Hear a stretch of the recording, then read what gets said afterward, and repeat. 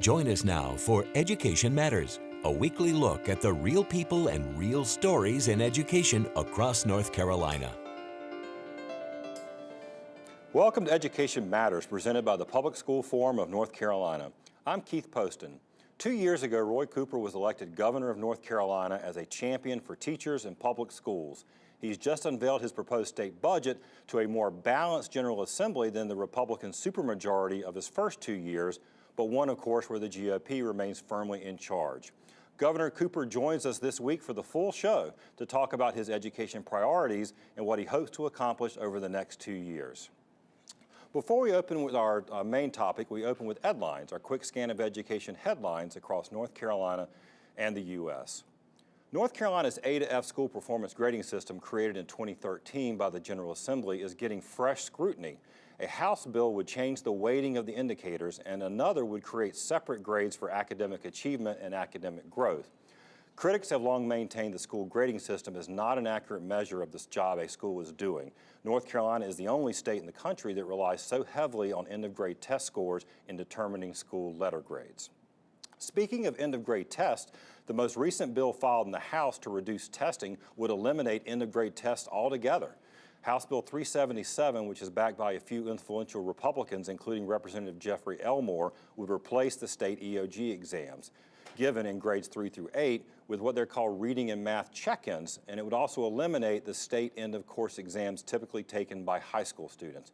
Elmore says the state testing system has really become a test of endurance for students. Finally, while there seems to be a broad consensus that our public schools need more funding for school construction, the path to get there got a little muddier last week.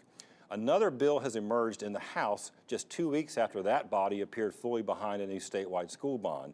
Senate leaders continue to push their own pay-as-you-go plan they say will cost less. Remember, you can visit the Public School Forum's website at ncforum.org, click on Education Matters, and read more about each of these headlines as well as all the other topics we cover each week. As I said at the top, 2 years ago, our guest was elected the 75th governor of the great state of North Carolina, and he joins us to talk about his first 2 years and what he hopes to accomplish. Governor Cooper, welcome to Education Matters. Thank you, Keith. Thank you for doing this over the years. We appreciate it. Well, the last time we had you on was actually at one of our live events right after you were sworn in, that sort of delayed swearing in. So we're glad to have you on set and for the show, for the full show. Got a lot to talk about. You just unveiled your proposed state budget for the next 2 years. You ran on education for governor. Your budget leads with it.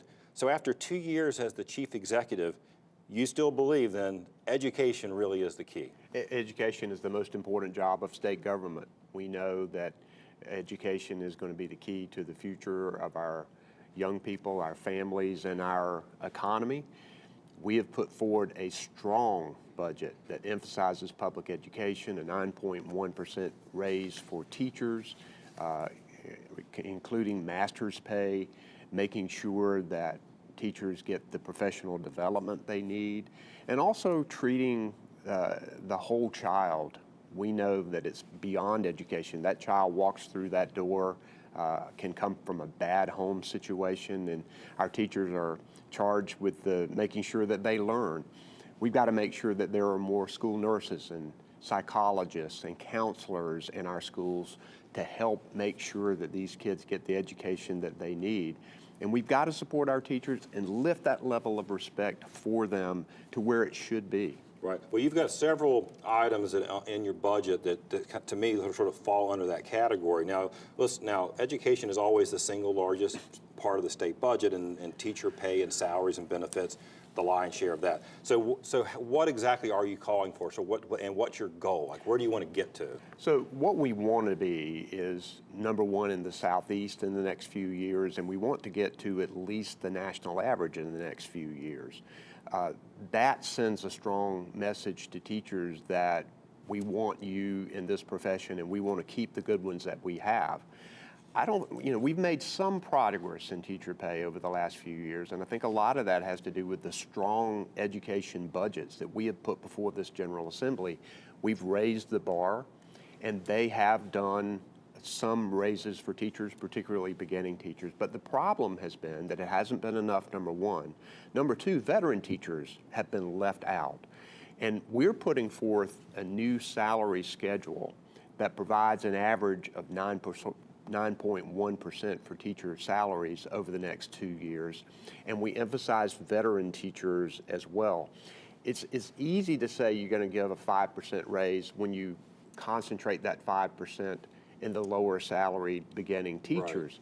But it gets harder to say you're going to give a 5% raise to veteran teachers who are making more money.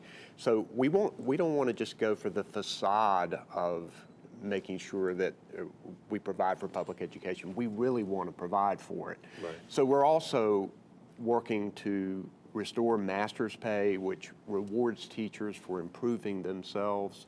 And right now, teachers, for example, when they take a personal leave day, they have to pay their own substitute. We're providing funding that ends that. Yeah, that was something I saw. That was something that wasn't on my radar screen. I mean, I talked to a lot of teachers, and I have my sister's a 23-year teacher, so I have a constant focus group that I can have. So she tells me though, and she fits into that category of those veteran teachers that really over the last 10 years, she was going through that 15 to 23 year. Really wasn't a lot for her. A plateau for them. And she's also has decided to work on her master's degree now in spite of the fact that there's no benefit for her because she wants to improve. We might be able to get there. There's some bipartisan things that we're hoping that we can get done this time, and that might be the master's pay, I got to tell you, I feel like we argue back and forth on master's pay around, well, does it improve test scores or not? I spent 20 years in the private sector, and the idea of investing in your employees and if they wanted to continue their education was kind of like a given, and it also made them more, productive, loyal, retention, all that stuff. And it seems like for some reason we've gotten into this debate that, well, we can't do that for teachers because they're not the same, and it's that deprofessionalization thing. It is, and I go into a lot of schools, and in every classroom I go into, I ask the kids, how many of you are thinking about being a teacher when you grow up? The kids that raise their hand, I lavish with praise, tell them that we need to get them into the teaching profession. And by the time that they graduate from college and become teachers, it's going to be a lot better for them. And we're going to restore that respect to this profession that it deserves. Unfortunately, there are a lot of hands when they're younger. The hands are fewer as we get into the high schools. And we know that we have a teacher pipeline problem that we have to fix. Not only are we struggling to find quality teachers and keep quality teachers, we're struggling to find permanent teachers at all. Right. We're thousands short. And so what we have to do is to create up the level of professionalism. I think the Teaching Fellows scholarships need to be significantly broader, need to cover more subjects. And when we have something like that in place, that says to these students out here, okay, we think it is so important to have teachers in our schools that we're willing to pay 4 years of your college if you'll agree to teach at least 4 years in our public schools. It's a really powerful message, isn't it? Oh my gosh, and the kind of students, I've been on interview panels for Teaching Fellows, the kind of students you get to apply are top of the class, the very kinds of students you want teaching our kids. And when you do that, you send a signal out there, even for the young people who don't get these scholarships. You've sent a signal that this is an important profession. This is something that your state cares about. It's something that we want you to get into. Right. So all these things that we can do, getting our business community to talk positively about what's happening in our public schools, it's easy to criticize. In our schools, the job is harder than ever. Because young people have to know more than ever to get the kinds of jobs that they have the opportunity to get today. So they need praise, they need support of our communities, they need to show that we need to show them that we respect them and care about them. Pay is just one of the ways. Right, well that's the thing, we've got there's been an announced NCAA and other teacher groups have said they're going to come back for a second march in May. You were there last year. We took our cameras down there, and what we kept hearing from teachers was pay came up, but it was really about lack of professional treatment and lack of resources. Let me shift gears a little bit with you on this. School support, you mentioned about sort of what students are going through. You've got a lot around school support and school safety, which also, I mean, they work together, but they're also separate issues. Talk to me a little bit about what you're looking for investment in terms of school nurses, school counselors, school psychologists, So and also physical safety. In one school district that I went into, they did a health assessment and sent information packets home with parents to fill out about their kids and things that they're concerned with. And they said for the first time since they'd been doing this, parents had more concerns about mental health issues than they did about physical health. We know that the funding cutbacks that have occurred over the last few years has caused local school systems, because they're dealing with less money, they're having to cut back on the number of counselors and teacher assistants and school nurses and psychologists and others that help with mental health issues and help those classroom teachers. Those classroom teachers were down in Raleigh talking about that as much as they were about teacher pay, because we need those people in the system. We also need to make sure that schools have access to resources so that they can make their schools safer, with making sure, unfortunately, we have issues with school shootings. Right. We have to be ready for that. So there's equipment that they can use that, depending on each individual school, school resource officers can, I know we're talking about whether we use those or not, but I do believe that they play an important role, not only in keeping a school safe, but to be mentors and conduits for our kids, and they need better training. So there's a lot of things that we can do to help support those teachers. Yeah, what they're well, trying you're to a do. dad like I am, and that's something when you send your daughters off to school. That's what you want them to be prepared for college and career, but you want them to be safe while Absolutely. they're there and be support. We're going to take a quick commercial break. When we come back, I want to talk to you a little bit about school infrastructure, and then I want to get into talk about private school vouchers and also your commission on access to sound basic education. So please stick around. We'll be back with more with Governor Roy Cooper.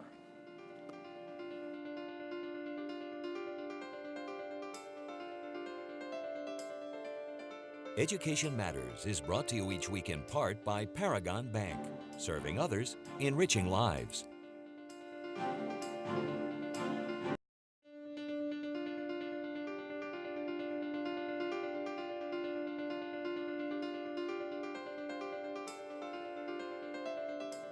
Welcome back to Education Matters. We're going to continue our conversation with Governor Roy Cooper. Again, thanks for being here today. Appreciate it. Thank you, Keith. I want to talk a little bit about school infrastructure, buildings, not just new buildings that need to be built. I mean, folks hear about declining population and declining enrollment, but the fact is we still have a lot of schools that they're just really are out of code, unsafe, sort of need to be upgraded. DPI's last budget or last scan said we had an $8 billion need over 5 years. That was before last year's hurricane. Right. Right. So what are you proposing, and sort of what's your take on the competing ideas coming out of the House and Senate? We talked about it and mentioned it in the headlines. In general, the deal has been the state supports education and pays the salaries, while the counties provide support for the infrastructure in the local schools. We found that so many counties across our state struggle with having the tax base to pay all of the money that they need to have good quality schools for their kids. In 1996, we provided a school construction bond to help the counties out. We're in a position now where we need to help them out again. You mentioned $8 billion in school construction that is needed. 40% of the school buildings, the schools now are over 50 years old. I was in Rutherford County the other day. They have a school that's almost 100 years old. That's great for nostalgia, but it's not so great for those young people who are in those classrooms. So we proposed a $2 billion bond that would help the counties with school infrastructure. There's strong support for this out there. No county would get less than $10 million. The Speaker of the House has proposed a similar bond. It's less, it's $1.5 billion, but still a strong push for bonds. The good things about school construction bonds are, number one, the people get to decide, they get to vote on it. Number two, we all know exactly where the money is going, and the people get to see that. And you can, there's always a debate about how to divide it up and what factors you look at, whether a county has made a good attempt, the county's wealth, all of that. And then we get lower interest rates and get to pay for construction now, which is lower construction costs. and get it done. I think this is the most fiscally responsible way to do it. We keep our AAA bond rating. We keep our debt service payments at under 3%. We had Treasurer. It all works. Yeah, we had Treasurer Falwell on just a few weeks ago. Now he hasn't taken a formal position on either or, but it said we can do it. Yeah. I mean, and he's been on record saying that we certainly have Absolutely the capacity to do that. It seems to, you know, so I'm a little mystified sometimes that we keep sort of kicking this down the road, given it's only going to get worse. You know, the Senate leadership has proposed a pay-as-you-go proposal. What's wrong with that is that when you take money off of the top of the budget, you don't have enough to invest in teacher salaries and technology and textbooks. And what you do is you leave it to the whims of future legislatures as to who gets what, and nobody's really sure about what the plan going forward is. Kind of hard to count on a building plan when you don't know for sure. It is, and it's almost like spending your gas money to buy a car. I mean, we need to make our schools run, and we need to make those investments. And I think the best way to go is a school bond, because then the people would be involved in this. We know what we're doing. I hope that we can work something out. It's okay to provide some help to schools out of the budget. We've done that with Hurricane Florence. Sure. And we know some help is needed. They've started a fund over with state lottery funding that's helping to some of the poorer school system, but it takes a long time to get that money. I'd like to get hammers swinging all across the state and make sure that the kids have good quality schools to go to. And maybe get some of these mobile classrooms out of use. All right, let me. Private school vouchers, Opportunity Scholarship Program. Your budget proposal calls for phasing that program out. Why? Accountability. So our public schools, our charter schools, have to be accountable to the taxpayers about how we invest taxpayer money and to show performance for that investment. The private school vouchers, money goes out for these private schools with little to no accountability. You would think that a lot of people who would support this would believe in accountability of taxpayer dollars, but there is none. We're struggling to get enough now to pay for our public schools and for our teacher salaries. And I think that this is an expense that we should stop in North Carolina. Well, you were Attorney General. I mean, does it concern you when you see this combination of the lack of accountability with some of the various, let's call them scandals that have come out? I mean, the number one private school voucher school in Fayetteville, Trinity Christian, you know, they've had someone embezzling money. They're getting $1 million a year, putting out some really great basketball players, but we don't know much else about them. And then we just had the scandal that came out about this, more about recruiting students from other schools. So. Well, those are the things you know about. Right. And the problem is that there's really no system to tell you how those dollars are being invested. And so with the struggle that we have now to make sure we pay our teachers what they deserve, that we get a good principal in every classroom and a good teacher in every school, you know, we've had debates. I've disagreed with Republican leadership regarding school vouchers, with slapping grades on schools that cause problems with respect and don't really show the true performance. But one thing we've been able to agree on is that we're going to improve public education if you get a good teacher in every classroom and a good principal in every school. Right. So if we can focus our attention on getting the very best professionals that we can and, you know, try to stay out of their business, hold them accountable, but let them teach, let them lead the schools, I think we'll see significant improvement in education. Well, that's a good segue into I want to ask you about what I call the Leandro Commission, your Commission on Access to Sound Basic Education. Supreme Court found, it's been more than 20 years, the North Carolina Supreme Court has said, we're not meeting our obligation under the Constitution. You're the first governor, you've put together this commission, there's the commission's work, there's the consultants. So what do you want to see happen? What do you expect to see happen coming out of this, out of your commission and out of this, the consultants that were hired by the courts? One of the great things about our state is that our Constitution is ingrained with education. I mean, we talk about the guarantee of a sound, basic sound public education for our young people. We were the first state in this country to open our doors to higher education supported by the government with University of North Carolina. So we believe in education in this state. The Constitution requires that every child in this state receive a sound basic education, and we know the inequalities that exist across our state, particularly in our poor rural counties, but there are also people in our urban counties who aren't getting the kind of education that they deserve. This commission we have set up is working in conjunction with a consultant that has been appointed by the court. Right.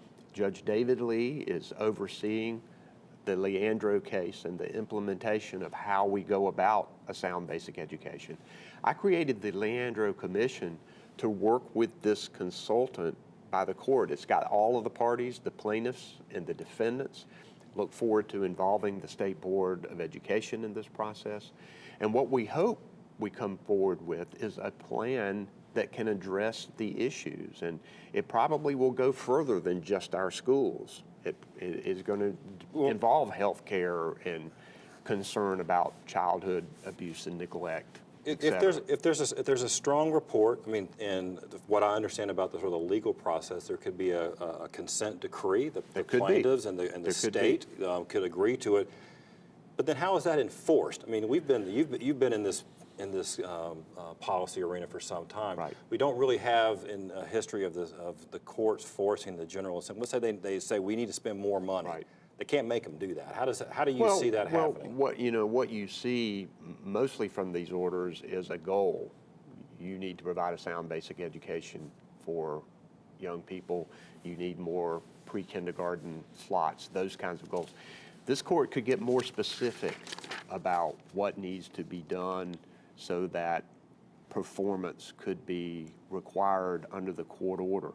We don't know what all of those issues will be yet, and of course we need to be careful about what is in a consent order that the state and the State Board of Education and others would sign. Right. But we do know that it is important that we get the children the education that they deserve, and so we need to step up and get that done. All right, last question. This is going to be an easier one, I think. I know you're the governor of the whole state, but I also know that you don't hide your rooting loyalties when it comes to your Tar Heels. So, is Carolina going to get through this weekend to the Final Four, and can this state possibly survive a UNC Duke National Championship game? If we have Phase 4 with Duke versus UNC for the national championship, I just don't know. I've heard so many people who say they don't want it because they just couldn't stand it.